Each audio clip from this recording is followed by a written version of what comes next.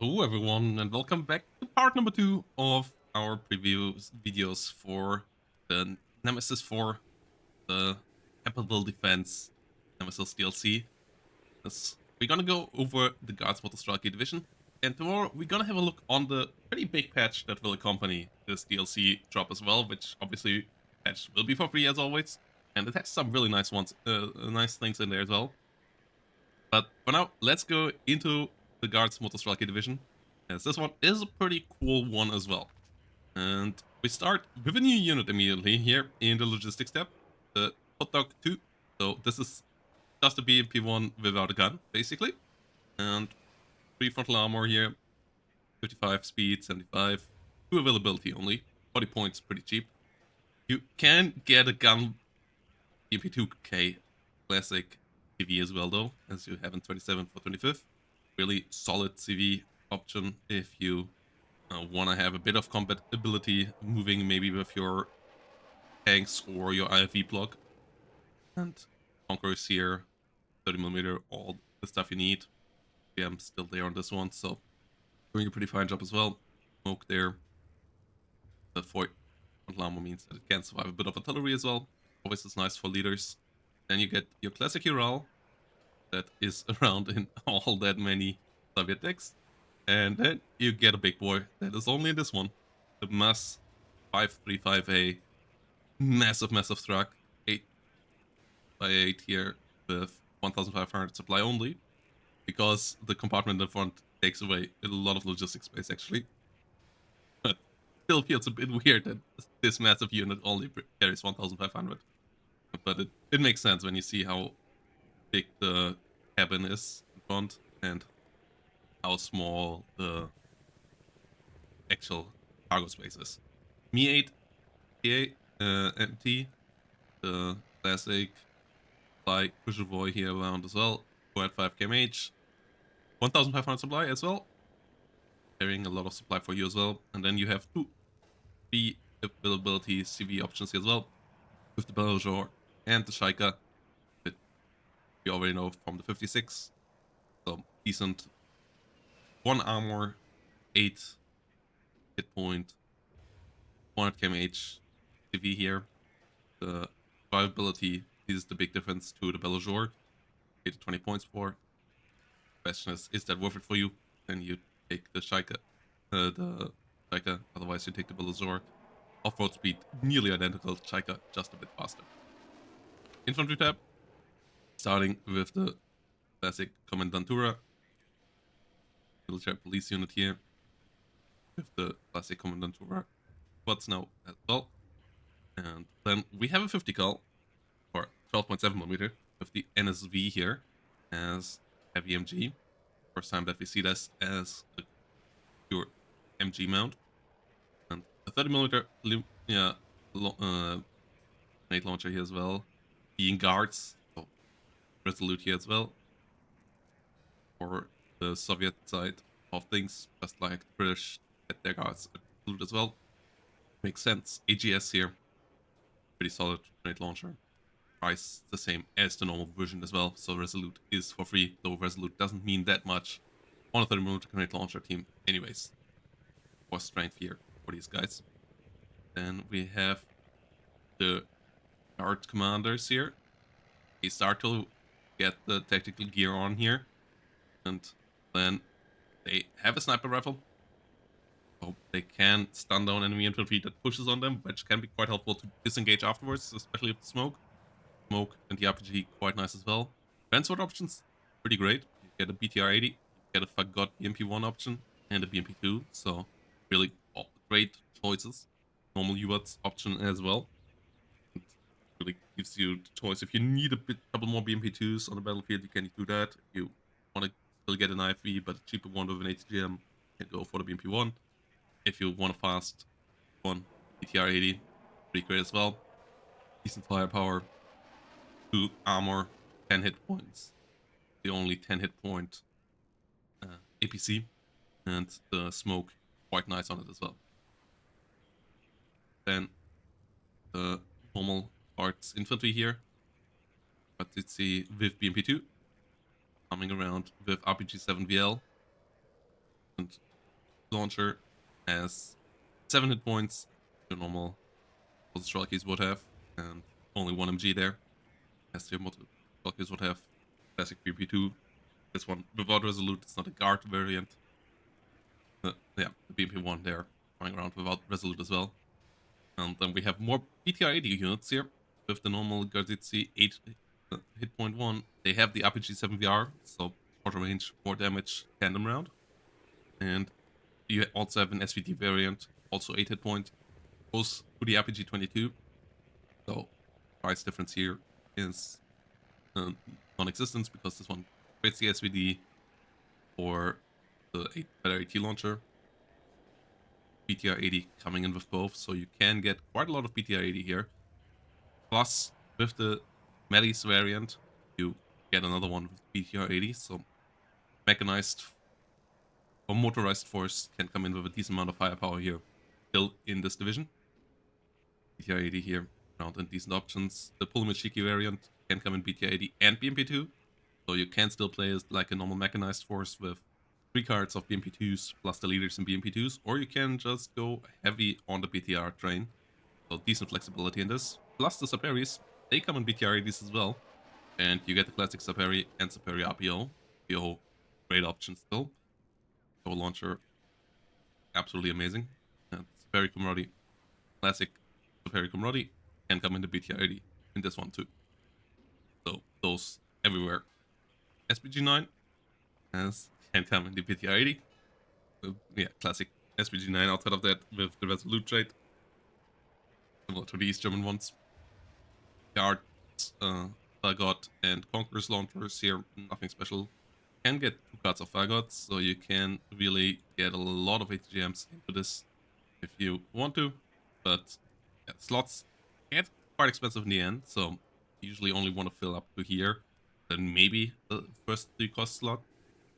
So I feel like you only take 1 or 2 ATGM cards, and then maybe take the Metis card as a semi-ATGM card, then a lot of infantry, either in BTR, BMP2, or a mix of both. Artillery is okay, nothing special here. You get your Grad, you get your Acacia, you get your T30s, which I still feel it got mistreated. We don't have an artillery rework with this patch yet, so T30s are still not great, especially since they can come with 2 availability on threat anymore. At which point they actually became quite efficient, but yeah, only one of them is not worthwhile taking. The 120 military mortar here, an MTLB, can be nice for smoke. That's a decent. Well, tank tab is where this division kind of shines. The infantry tab already is pretty nice, but together with the tank tab, that really makes it a great mechanized / motorized division. You start with the RDM Conquerors, get some Rapiras as well, which always can be nice on the flank. Can only come in the MTLB, but that's a transport that you usually want for it anyways. Means it comes in a bit slower, but it can load up quickly and dodge enemy bombs, plus the MTLB, yeah, and just get it into nice places. T72K around here as decent 32 variant, 15 frontal armor, no smoke on it. That's a bit annoying. But 19 pen, solid gun, 125mm here, standard. But yeah, the lack of smoke here, a bit annoying, but it's really cheap for it. 64 AK OBR 83, the same that we saw in 17th, and this is a fantastic leader tank. And in 17th we absolutely need it because there it's the only tank with smoke. That's not the case here. And yeah, it's still a pretty fine leader tank. 16 frontal armor, 20 pen on the gun, a great rate of fire with the autoloader. So this one can push into combat quite nicely. Can lead your T-72s. Issue is it has lower range than your T-72s because these 2100 rated range, the OBR 84, and they get 18 frontal armor. So these guys are actually pretty hard to kill. 18 frontal armor and 19 penetration. This is a fantastic tank, and has smoke as well. I would even say it's slightly underpriced at 200 points. So this tank will be great, and you have currently 4 cards of this. So You can bring the B1s around in numbers. Then you get the T-64B, which starts with having an ATGM, has max range, has lower frontal armor, pays the extra price for the better range and the better accuracy on the gun, but anti-HGM as well, has the better rate of fire as well. Like the better gun, good bit, but the 18 frontal armor here is pretty big as well. Gun has one more penetration, more range, and more accuracy, rate of fire and accuracy, so this is the trade-off here. Then, in the end, you get the biggest of boys, the TADU OBR 89. Absolutely unit, 21 frontal armor and penetration, so similar to the TADUD that we already know, but on top of that, it gets the Invar missile with 25 penetration, the first Soviet ground-based 25 penetration missile, and in fact now having a TOW2 equivalent finally, and that means this tank is capable of one-hitting a lot of things, one-hitting 11 frontal armor tanks, whilst also being really, really hard to kill. So unless it gets bombed by a good cluster bomber, which is the big issue with this thing, that's quite likely, you can kill a lot of ground targets. So in ground combat, this will be amazing. 10v10 players will love it. Outside of that, it's pretty expensive, so for 1v1, it will be tough to bring around. I feel like you maybe still take one card, maybe even just one at one bet. Bring around the T-72s, and then if you need the big boy, you will bring out one big boy, and the enemy will have a tough time once you have enough AA up. You don't want to bring this thing out early, because it's just gonna get cluster bombered, and you will be crying. But outside of that, this will be great. Recon tab, you get Saperi and the normal mod Saperi here, only in BMP1s. Rajvetka here, just Saperi in BTR-80, similar to how you get them in 27th. Oh no, in 27th, actually, this variant, but yeah, you get similar unit there, just so a different look. And then you get the RPS-6 Vector, which is the first unit with SIG-Int as a ground vehicle. And that is going to be interesting as well. Ground vehicles, I feel like, is even better than what we got with the helicopters. I already like the SIG-Int helicopters, but the enemy knows about them. So here, the enemy doesn't know about you trying to vector in your artillery. Issue is this deck doesn't have the greatest artillery. In a deck with amazing artillery, I think this would be really nice, because you really can move it a bit around and then figure out where exactly the enemy is without having line of sight. So this will get, if people use it correctly, a lot of people to accuse people of map hacks when they don't use map hacks, because you can triangulate enemy positions quite nicely if you use two of them next to each other and just try to figure out where the enemy is. So I think the Vector will be quite nice. Has very good ground optics as well, so you can use it as a normal recon too, and that shouldn't make it for a while. You have the slots to fit it in. The other options here are pretty fine as well though. BRDM, BRM 1K, Spets, Rajvetka coming around with PTR 80 Rajvetka option. Is having good optics, costing you 40 points for it. And a Mi-24K, which is always a nice option, especially for a division like this that doesn't have any forward deployment, to stop some divisions with forward deployment, but weak AA around. And then helicopter tab, pretty limited, but you get a good Mi-24 with 4 cocons, with speed and good rocket pods. The classic Mi-24V with the 80mm rocket pods here. And you get a normal Mi-8 with the small amount of rocket pods though, so this one not that great, but pretty cheap, 95 points here. And then in the air tab, you get some L-39s around here with some rockets, if you want them. More importantly though, you get some MiG-31 cluster and PG bombers, both good options. S-25 AT option, pretty fine as well. And then 3 solid fighter cards, the Su-15, as we know from 157th already, with 3 missiles.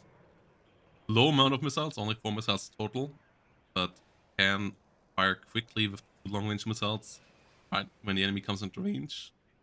Big 23P, which bringing around R24 MRs, which are pretty fine long-range missiles, good range and accuracy, and R13M ones as your arm missiles, range, good damage, accuracy okay, and then your MiG-29 9.13, which has the normal missile loadout of a MiG-29, but it goes from 20 to 40% ECM.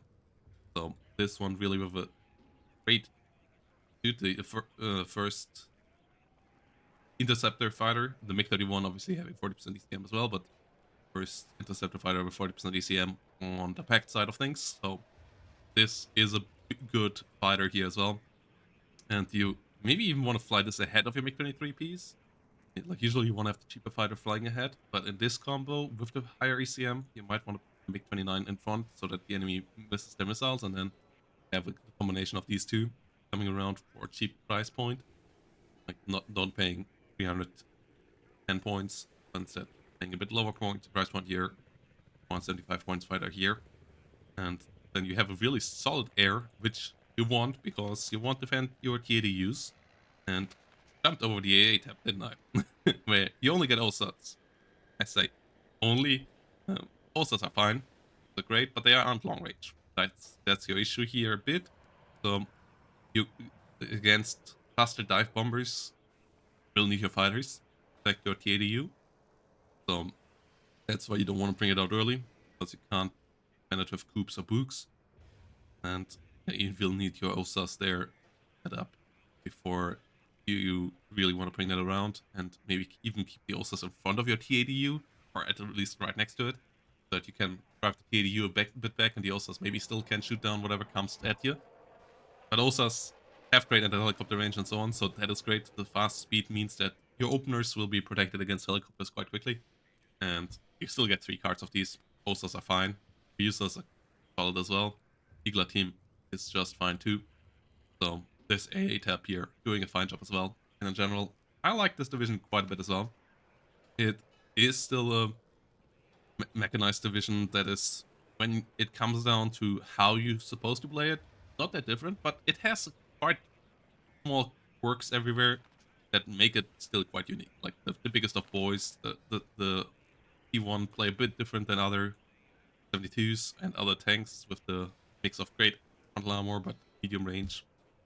The air tab is a pretty interesting one as well, and the infantry tab is just resolute, but the BTR 80 option that you have here, like bringing a lot of APCs, that means that you can play a quick infantry opener with a lot of HE firepower out of all those heavy MGs on these BTRs against enemy light infantry division, and then follow that up with some heavier tanks. I feel like this division will be pretty powerful. I'm not sure if it's going to be top level, so I think there's an option for that, especially with the T-72s there, as those look pretty strong for its price point.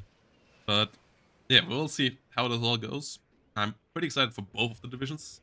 I think they both will be high B tier to low A tier divisions, and maybe even have the potential for a bit more. And I think this one even is the better too, because it just ticks all the boxes of what you want outside of forward deployment, and there it still does fine. So, yep, great new Nemesis in my eyes. Worth the $5 if you like the two divisions from their looks, and you play multiplayer or a lot of custom games. Obviously, no big single player content outside of that. No, as always with the Nemesis. And yep, thanks for watching, everybody.